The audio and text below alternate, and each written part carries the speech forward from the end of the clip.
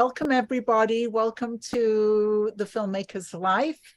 My name is Joanne Butcher. I am a business coach. I work with filmmakers, and I have several ways that I say what I do, but mostly my interest is to see filmmakers have more money in their bank accounts, whether it's from earning money as a filmmaker, whether it's raising money to make their films, or finally earning money from their films. So that's really what I'm interested in. And so on this series, The Filmmaker's Life, I interview filmmakers and we get to find out how they are building their careers and very particularly how they actually made their first feature film, which to me is like the big leap, from going from shorts up to a feature is a very, very big leap. So I'm really happy today to introduce you to Jon Silver.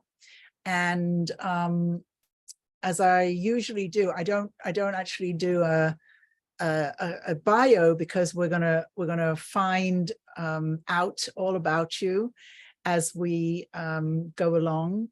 Oh, this is really weird. Emily, I don't know if you can help me, but I can't have both of us on the screen at the same time. It's like me or Jon. It's not, it doesn't usually do that. Zoom has changed something or other. Anyway, so the first question I always like to ask Jon is, when did you first know that you were a filmmaker? It's a great question, right? Because I knew I wanted to be a filmmaker when I was about 12. I didn't know that I actually was a filmmaker until maybe 2015, 2014, maybe 10 years ago. When you were 13 or 14 years old? No, so yeah, when I was 12, I knew I wanted to be a filmmaker, but maybe 10 years ago, when I was almost 30, I got into my first film festival, and then I was like, all right, so I guess I'm a filmmaker. I guess I'm a filmmaker. Was that a short film that you got into the film festival? Yeah, I made a 3-minute short, and it got into a film festival, I think in 2013 or 2014. And I was a little shocked and surprised that they liked it. And it was a great experience just to have people watch my 3 minutes on a big screen. Yeah, it's super fun. It's super fun. It's funny. I think that there are two types of filmmakers. There's the filmmaker that is surprised that their film gets into a film festival. And then there's the filmmaker that's really angry that it doesn't get into a film festival. Those are two types of very different types of filmmakers. My film was supposed to get into the film festival. I mean, it's very disappointing when you get rejected, but yeah, it's nice to be surprised. So did it feel as though that getting into that festival was some validation that you should keep going? Oh, absolutely. When total strangers like what you've done, it's so validating, and it really feels like it's a little objective. When you don't know them, you just send them the screener and fill out a form, and then multiple judges decide, all right, this is good enough, or we enjoyed it at least to program a 3-minute short. So it's definitely validating. And I would also say that you were very smart to make a 3-minute short. I remember years ago when I first started coaching, and I met this young man, and he said, I'm going to make my first short film, and it's going to be 45 minutes. And I just fell down, and he was like, what? I said, 45 Don't minutes? do that. Don't do it. Don't do it. Don't do it. 3 minutes. 3 minutes. Yeah, I mean, the shorter the short, the more likely it is to get into festivals, right? It's more programmable, as the Yeah. festival people say. Yeah. I don't think most filmmakers are thinking about that when they're making films. You know, they're thinking, well, I have this story and it needs to be this and it needs to be. But as a programmer myself, you know, one of the things I find, actually, I just said this yesterday, one of the things I find the hardest to persuade filmmakers of is about the length. This is more of feature films, but you know, because I have a client right now and he's joking about his film being 2 hours long, joking about it. And but you know, I used to run a cinema, and you regularly you have 2 hour blocks, but a 2 hour blocks means you have to get the audience in. First of all, you have to clean the cinema, then you have to get the audience in. In a regular theater, there are commercials, then you show the film, then you have to get the audience out and clean the theater and get the next audience in. So the 2 hour block becomes a 90-minute block. And so, you know, for a first or second time feature filmmaker to be saying, I want to make a 2 hour film, is just, it's insane. It's absolutely insane, but not because there's something intrinsically right about 90 minutes to tell a story. It's just that the practicalities of the business are that 90 minutes is really, you don't want to do more than that because programmers can't program your film. It's just basic. Absolutely. So I've never broken 90 minutes. Yes, you see how smart you are. Yeah, my last film was 89 minutes. Whoa, look at that. Yeah. So what did you do after your 3-minute short? What did you go on to after that? So after the 3-minute short, I made a 7-minute short. Woo! And got into maybe 3 or 4 festivals with that, and so then felt more and more validated. So that's when I decided, after 2 festival shorts, that I would try to make a feature, which took a couple of years, and I actually wrote even longer. Let me stop you, John, because I just want to also, I want to go back. So first of all, 7 minutes, super smart. The average time for a film that gets into Sundance is 7.5 minutes. So what kind of films were these, and what were you doing at the time? You said you were 30, so I guess you were probably working, and you know, what were you doing? Were you making films on the weekends? Did you have a job? What was going on in your life at that time? Sure. So I've mostly been a freelance content creator, and art director, and creative director for ad agencies for like 15 years. So very much what I'm doing is creating visual content for a client that's meant to be a commercial or social media content, etc. So my day job is very much working in creating some sort of visual storytelling. So yeah, on the nights and weekends, I would get together with other friends and people I knew in the theater community, and we'd make shorts or sketches. Living in Chicago, I'm very close with the Second City community, which is a lot of improv and sketch comedy. So these people are very eager to get into a short film and show off their comedy chops. So they were both comedies that you made? Because I know when I read in your bio that you talk about comedy all the time. Comedy. So do you also perform? Are you also a performer yourself?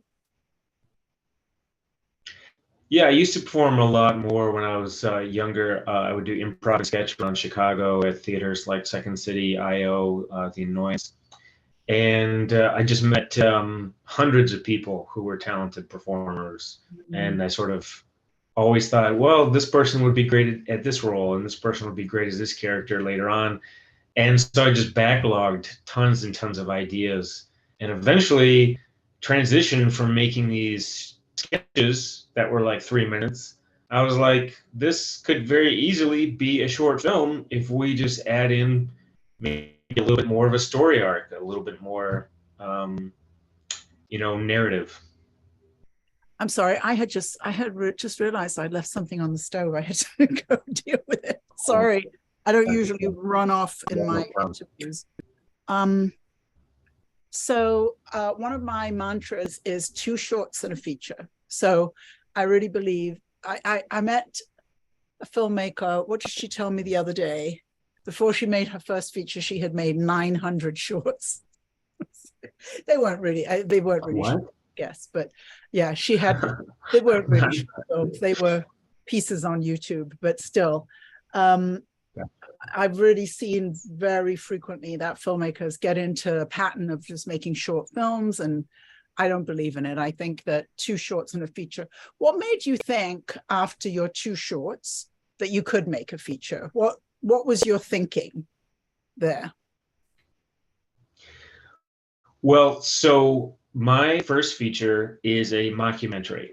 So in many ways, the mockumentary is a collection of shorts because there's a theme that binds them all together. And so we had thought maybe we would just do this as a series of sketches. But then I realized that if we're going to do a series of 6 to 8 4-minute sketches, I was like, we should just put it all together and make it sort of like a comedy special. So our target was about an hour and change. It ended up being 52 minutes. And what I knew we could do is we could shoot it just one piece at a time because we had been doing that successfully. And all we needed to do was do more editing. So your first feature was basically a series of sketches that made a film. Is that right? Yeah. So basically, it's a Civil War mockumentary. And what we had wanted to do is a series of sketches about historical deniers. And then most of them turned out to be people who were involved in the Civil War in some way. So we said, well, let's just do a full mockumentary about Civil War deniers. And we got improvisers and actors that we know to play these Civil War deniers. We have a narrator that goes through the whole hour.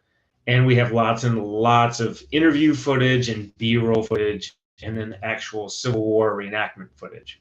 So it's about 14 or 15 interviews broken up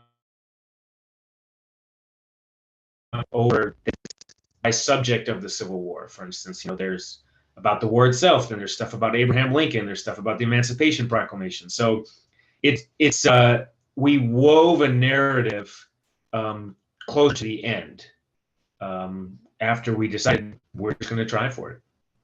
So, Jon, there are very few films that I have seen that are mockumentaries.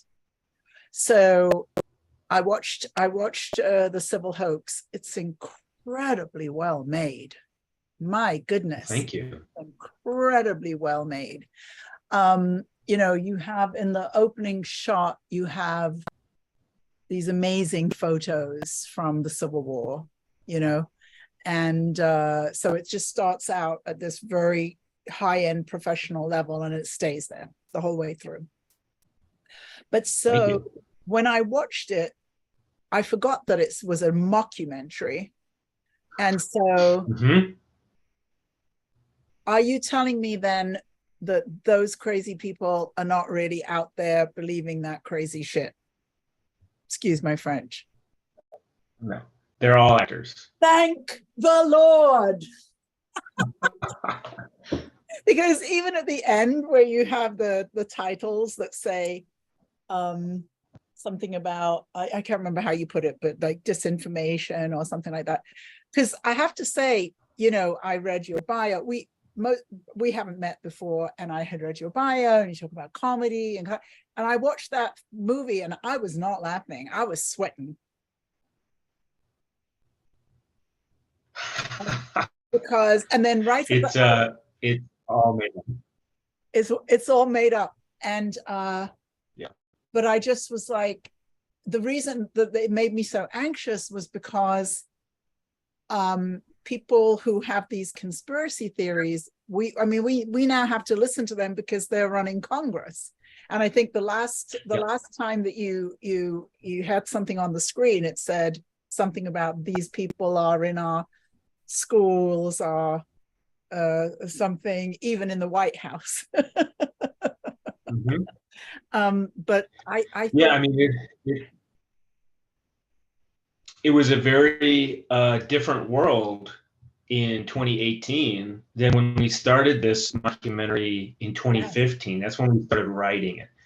And we realized the more and more that we shot and the more and more people we got involved, that this was very, very timely satire. When we thought it was just going to be too ridiculous to be believed, it turned out many people like yourself thought like that these are real people. Completely taken in. So Jon, can you just tell everybody what the film is? I just want to make sure everybody, because I've watched it, but I don't know that anybody has. So can you just tell everybody what the film actually is? Sure. The Civil Hoax, Civil War Deniers is a feature-length mockumentary about people who have conspiracy theories and sort of wild ideas about the Civil War being faked or not real. Right. So in 2015, when you started it, were you aware then that there are people living in alternative realities, or had we not really reached that point in our culture in 2015? Well, we were aware of them, and we knew that there was a lot of people who just had different perspectives on that topic of the American Civil War. We just wanted to take that to the next level comedically, right? So there are a lot of people who, like in the South, they called it the War of Northern Aggression, right? So there's different perspectives. You can call things different names. Yes. So that was truthful. We tell a lot of truthful things through the narration. It's a mini documentary within the mockumentary because the narrator states historically accurate things. Yes. I definitely learned things from watching it. Definitely. Good. Yeah. I mean, we thought really we were satirizing the Ken Burns Civil War documentary from the 90s, which is just a classic, amazing documentary series. But it turns out that we were more and more satirizing people on the internet with just some, really, really crazy theories. I can't tell you the relief that I'm feeling now that I know that it wasn't true. I'm so glad. Now I can go back and watch it and laugh, instead of be worried. So yeah, it's incredibly well made. And as you said, the narrator, plus there are a couple of, there's a historian who's dressed in a costume, and a couple of other people who are completely realistic and believable, and historians speaking accurate history. And then we do see all these amazing photographs, which are always, I think it's always amazing to see photographs from the Civil War, because you almost feel as though photography didn't exist, but it did. Absolutely. And so it's very interesting to see such a well-made film as a well-made documentary that is actually a joke. How has the film, thank you. I mean, that's very much what we were trying to do. Yeah. How has the film been received since it came out? When did it come out? It came out in 2018. It did exceptionally well. I really didn't think that it would do as well as it did. I mean, it was in half a dozen festivals, and We had a lot of screenings across the country, both like in the Midwest, Chicago and Detroit, where I live, but then two in New York and one in LA. And it was on Amazon, and it was getting lots and lots of views in 2018 and 2019. In the summer of 2020, it also had a huge boost because I think there was this debate of whether this is real or not, even though I say in the poster and in the description it's a mockumentary. Yep. Because I read that before I watched it, and I forgot that that's what it said. Yeah. Do you think that your audience are people who realize it's a mockumentary, or do you think that your audience is part of the conspiracy theory movement? If there's such a thing. It's definitely split, because there are a lot of people who comment online, oh, this is terrible, and these guys, you're making fun of people who are just trying to express themselves. But these are actors who I hired. Yeah. And so I think of the people who get it, enjoy it, and like it. The people who maybe think that this is me trying to just debunk their theories, they get a little agitated and upset, and they don't like it. When you say debunk their theories, are you saying that there are Civil War deniers out there? Yes. There are Civil War deniers out there. Since we've made the movie, more and more have come out. They insist that the Civil War was, like either a government plot or it was something, what are they called? The, ancient societies planned the whole thing. I forgot what they're called. But, like just some very, very wild conspiracy theories. Yeah. And some of the language, and this is what I said, that it's so prescient, because in 2015, I'm not sure how aware I was of conspiracy theories. I'm not sure where we were in our culture with that. But today, we hear people in Congress using terms like false flag operations. So in your mockumentary, they talk about false flag. It's a false flag operation. There's just terminology that I feel as though I was definitely not aware of in 2015. But the image of hundreds of people standing on that corner in Dallas, waiting for JFK to appear, will never leave my mind.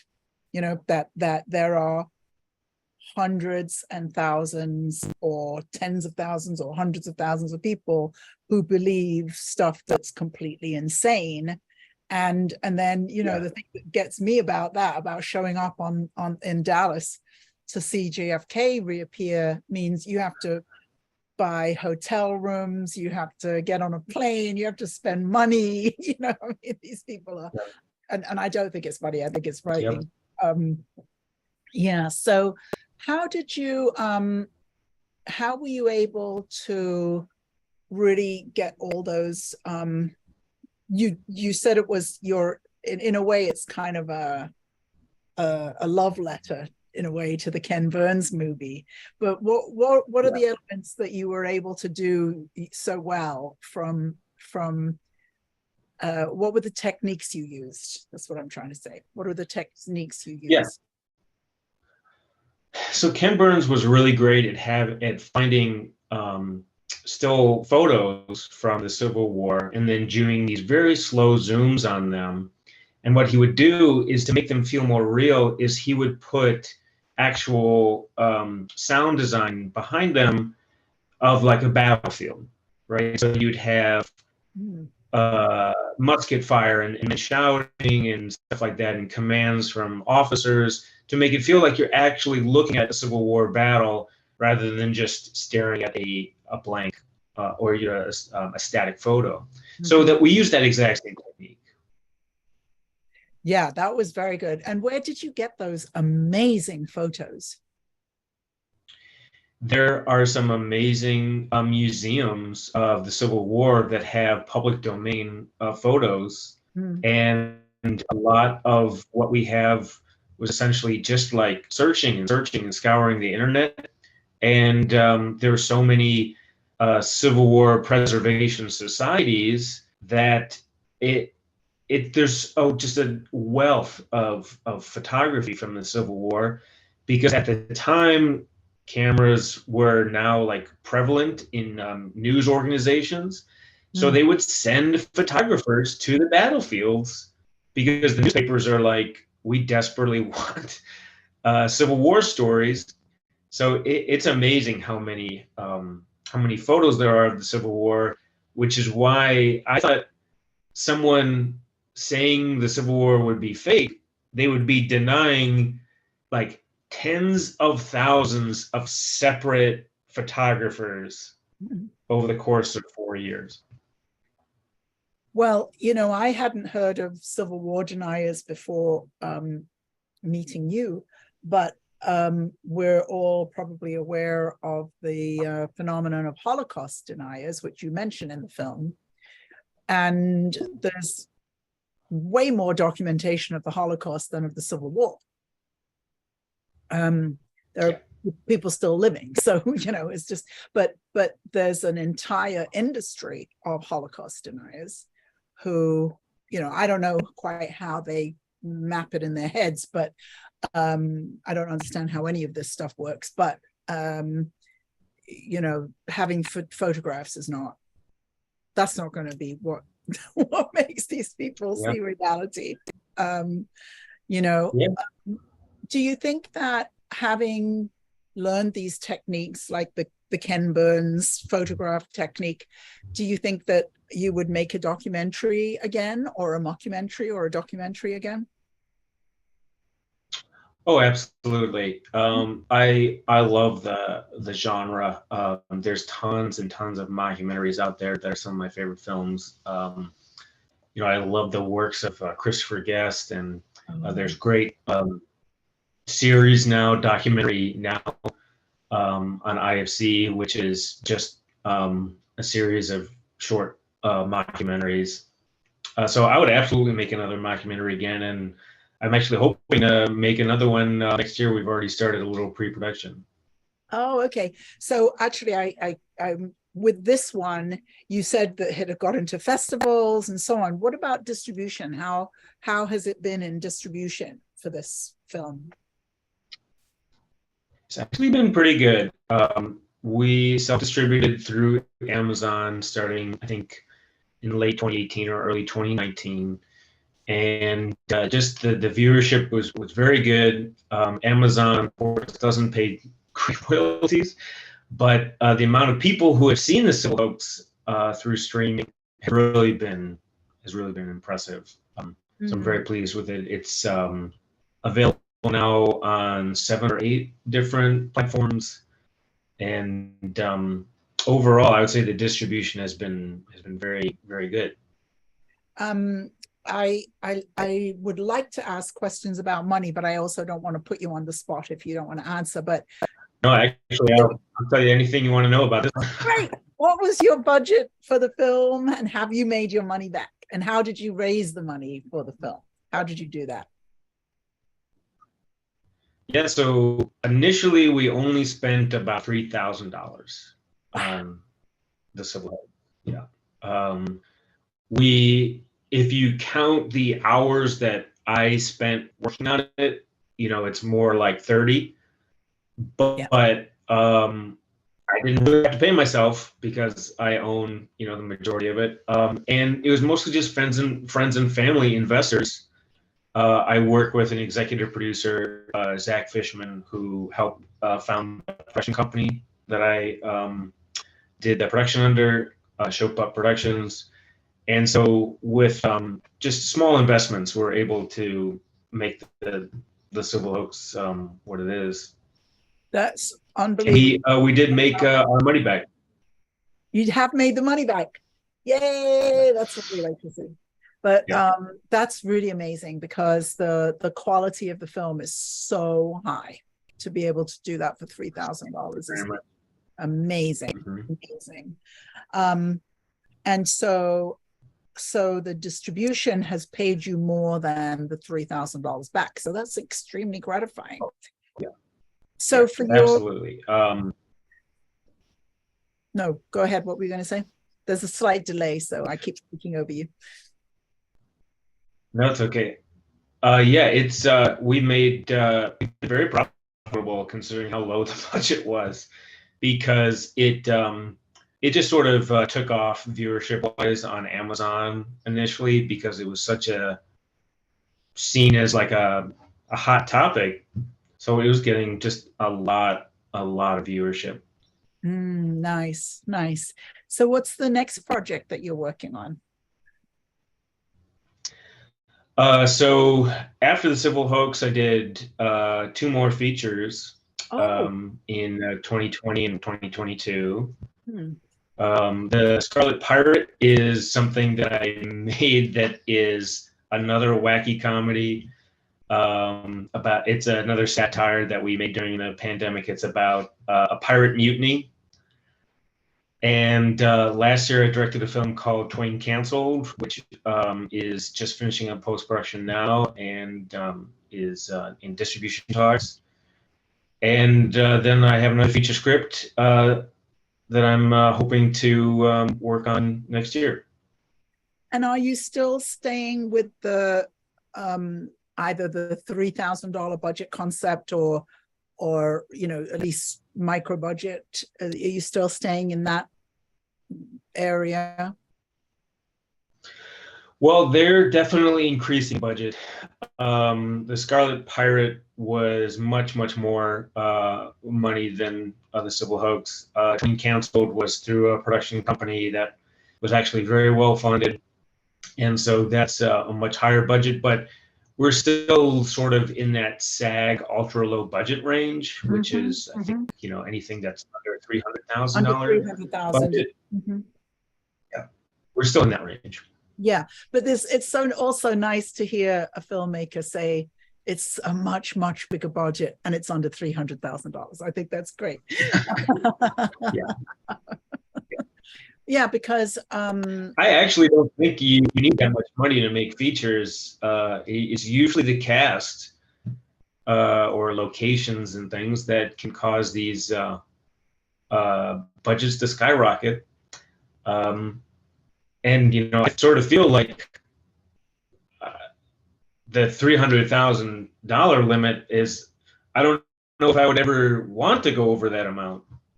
That's interesting. I do think that 300,000 is a really interesting number because it allows you to pay SAG ultra low budget.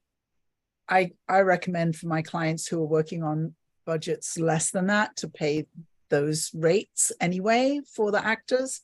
But I feel as though until a filmmaker can really show that their films can make money, I'm not sure that it's a smart idea to go beyond that.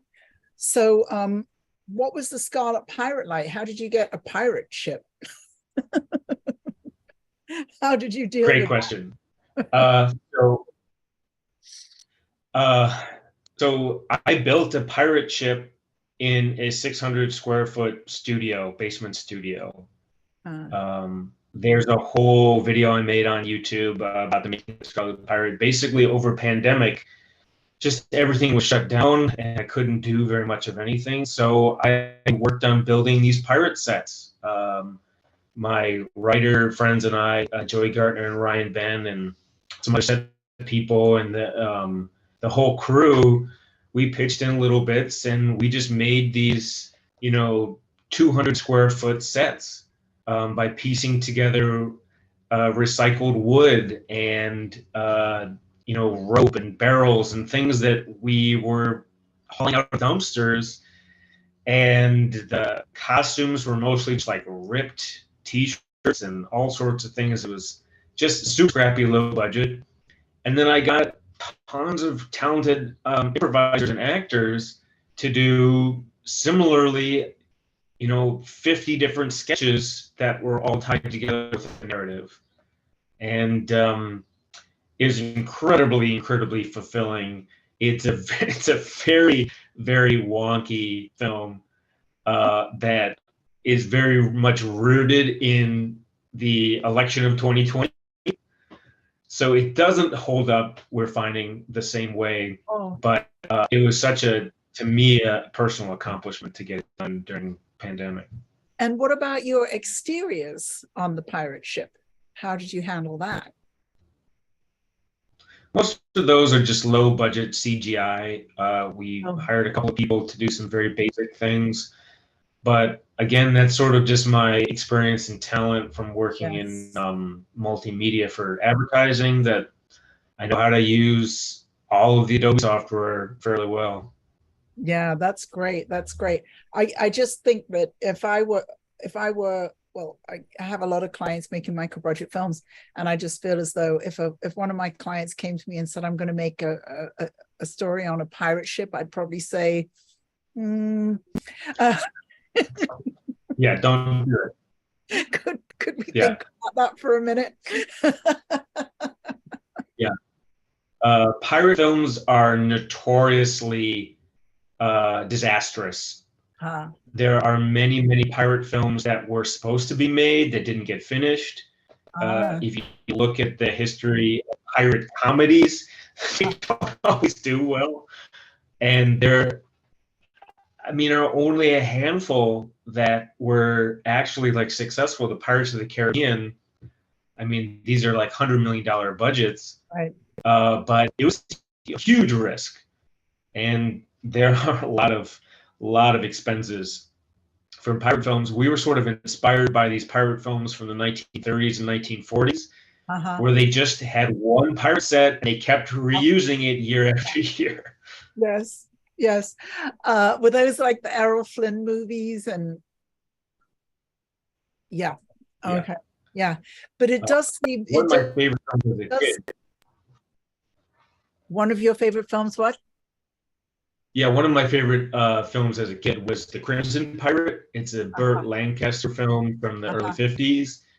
And it was just production value. They just went all out. They did some crazy things.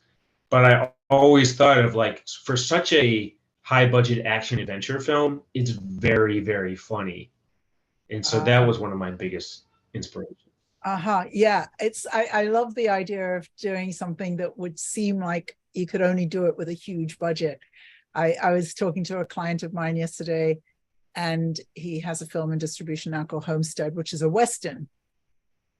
And it has fantastic costumes, a set built in kind of a 200 square foot space of this little homestead, and certain things that were done really, really well. And we were talking about the reviews on IMDb yesterday, and one of them, it started out, problems with this film: 1, no animals.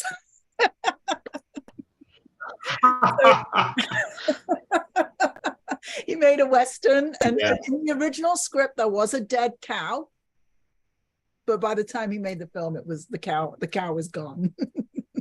So but that's another one that I feel like, now when we have all these Westerns like Yellowstone and The English that I love so much, but the budgets are just gigantic. Yeah. So it's really fun to take that on and turn it. And I feel like, why not? One joke I'm always making is if you want to do low budget sci-fi, you have to be British, because the Brits have already learned how to do, like Red Dwarf. I grew up on Doctor Who, the Daleks. I was hiding behind the sofa from the Daleks when I was 5 or 6 years old, and they're probably made of styrofoam or something. They didn't have styrofoam in those, but anyway, they're so cheap. Yeah, it's ridiculous. They're so cheap, and it's part of the whole aesthetic that makes it so fun. Yeah, that's why you can really do that, because you can make up your own reality. Yeah. and then you can just have the whole reality at least consistent with itself. Yeah. Yeah. So if the whole reality is consistently low, low production value, that's great, you know? So yes. So did I get to ask you what your next project is? Yeah, I'm working on finishing up a feature script for a dramedy, a feature-length dramedy that we're hoping to shoot next year. It's at the script phase right now, but we're doing some fundraising, which is going well, and we're already starting to reach out to some cast to see if they're interested. So I can't say a lot about that right now, but that's going fairly well for what would hopefully be my fourth feature. Yeah. So now that you're on your fourth feature, what does fundraising look like now that you're beyond the $3,000 budget, which I still can't get over, by the way, but what does fundraising? I kind of missed the $3,000 budget, to be honest with you, because I knew I could make that money, but I also knew that no one really expected that money back. You know, now it's to the point where investors are basically they have something 5 figures that they're willing to invest, and we have to give them lots of information on how we plan to make that money back and how comparable movies made that money back. And we have to consider things like tax credits and lots more labor laws, and we have to consider return on investment for the cast. Like if we're going to try to get some names, we don't want to pay them more than they would bring to the film. That's right. So it gets to be much more complicated. Yeah, definitely. And are you going to be working with a production company again? Will you bring in a production company to handle the majority of the production? The production company that I am a part owner in will probably do the majority of it. So there's another production company that, yeah. Sorry. Yeah, and there's another production company that I worked with on the last feature that we'll probably do as a co-production. Right. Okay. How does that impact the fundraising? Do you still have to raise enough money to be able to pay that production company, or how do they become part of the whole deal? In this case, it would be one of the investors owns another production company, and so part of their investment is the services of the production company, plus a little bit of extra capital to pay for some other part. Right. Okay. You know, post, so they might say we're going to donate money for post services. Yes. And today, are you still working in marketing and advertising and that kind of world? Mm-hmm. How do you think? A little bit. I do. Go ahead. I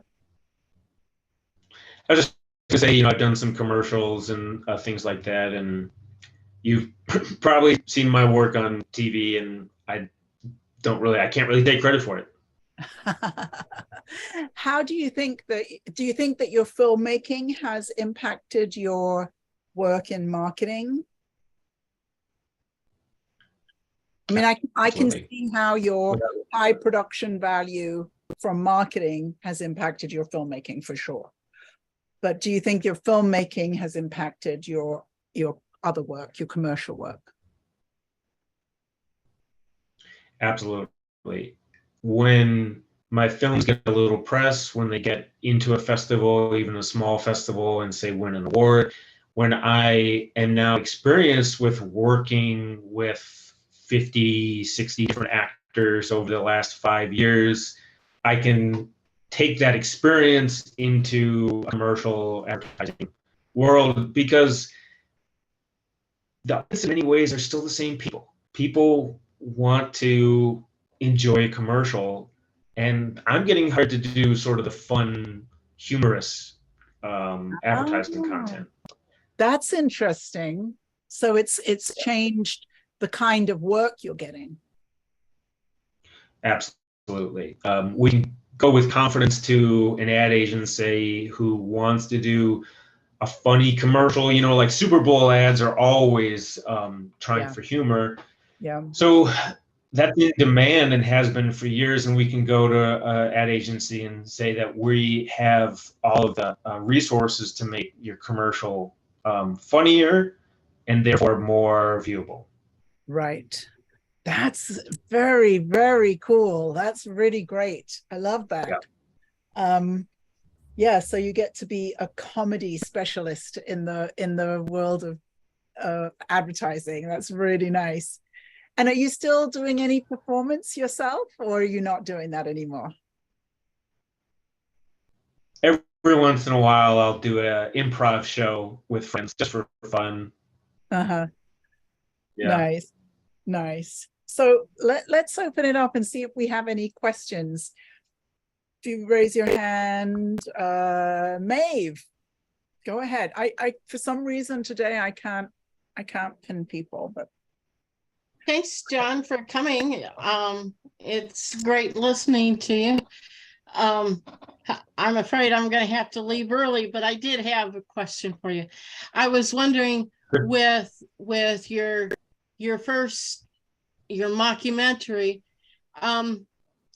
which part of it came first to you, the Civil War or the mockumentary?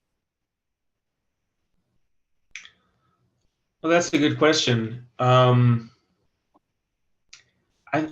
I think that the character of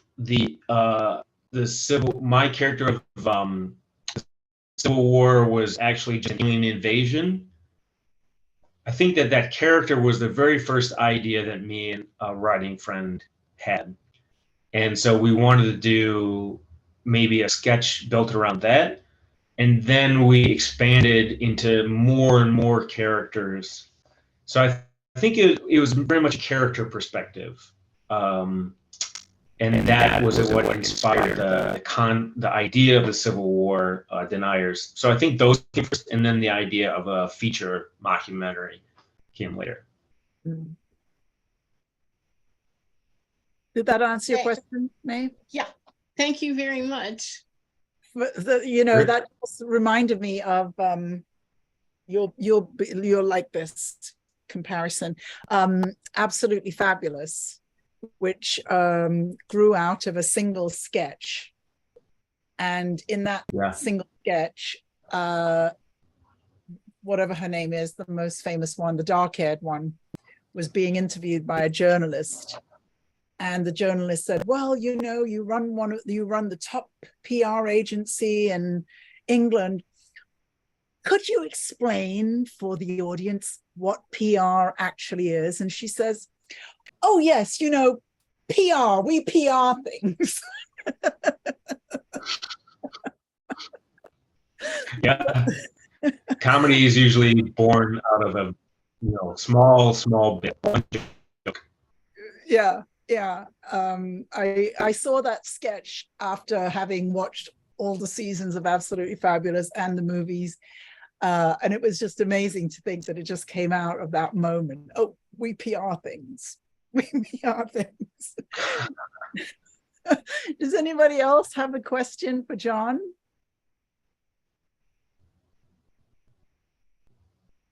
Laurie D has a question, I'm sure. No. I was trying to think of one. Can you hear me okay? Absolutely. Yeah. I'm interested in the distribution side, of course, for Amazon and how you reach out to them. So that would be the question of how did that connection happen? So in 2018, Amazon had basically a back-end platform where you could submit feature films, and they were reviewed, and then you would either be accepted to put on the video streaming or not. It was very straightforward. We submitted the film 5 years ago, and they took it. Now it's a little different, but it's basically we go through aggregators who will just put us on as many platforms as they can. Which aggregator have you used? Right now I'm using FilmHub, which is pretty easy and straightforward, and they'll try to get you on as many platforms as they can. Yeah, I believe once again you can upload your own film onto Amazon. I'm not really sure, but they go through phases where they allow filmmakers to upload their films, and then they do kind of a sweep and they take out a lot of films. But they have been the one platform that has allowed you to put your own film up there. And technically you wouldn't technically need anybody else, but I don't know what it is today. But thanks for that, Laurie G, and congratulations on the film you're producing. Mark, did you have a question? Well, not so much a question as to just say how cool I think it is that you're able to do these comedy shorts, and the mockumentary sounds just brilliant. And you said you work with Second City, and I can see that improvisational training. Yeah, absolutely. I mean, I feel like improv is one of the best tools that I have in the filmmaking, is to be able to think on our feet. Well, the idea of being able to do improvisational comedy while you're filming it, that to me is very exciting. Absolutely. And I mean, it's very prevalent in a lot of comedies today. I mean, Judd Apatow, there's tons of improv dialogue in those films. Yeah. Is that right? Well, huh. Congratulations. I can't wait. I'm going to watch it later today.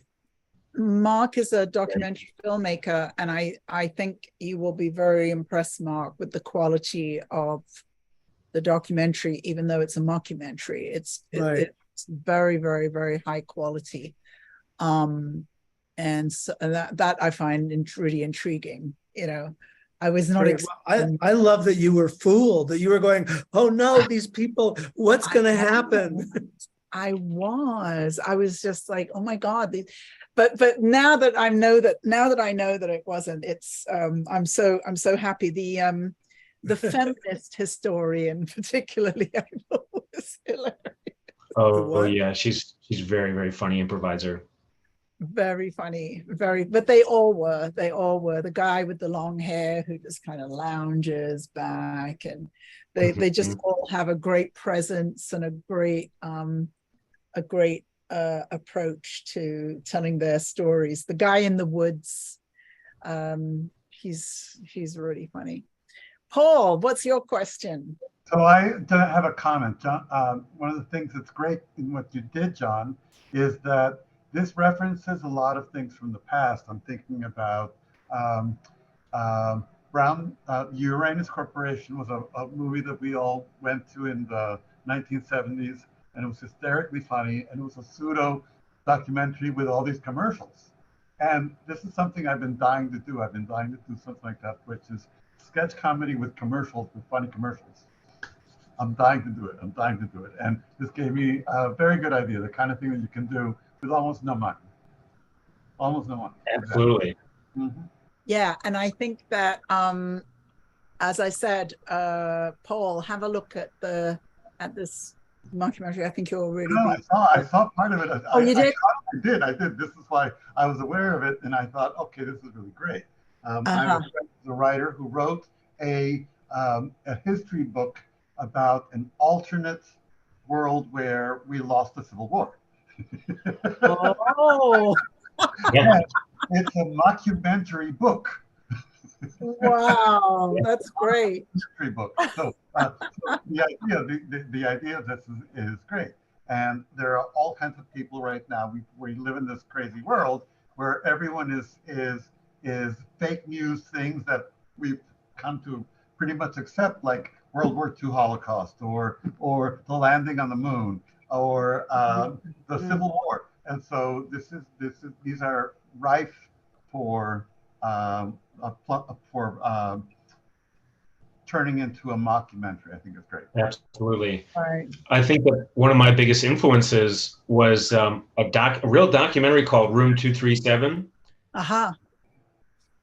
If you haven't seen it, check it out. It's a documentary about different theories on how The Shining was an admission to faking the moon landing.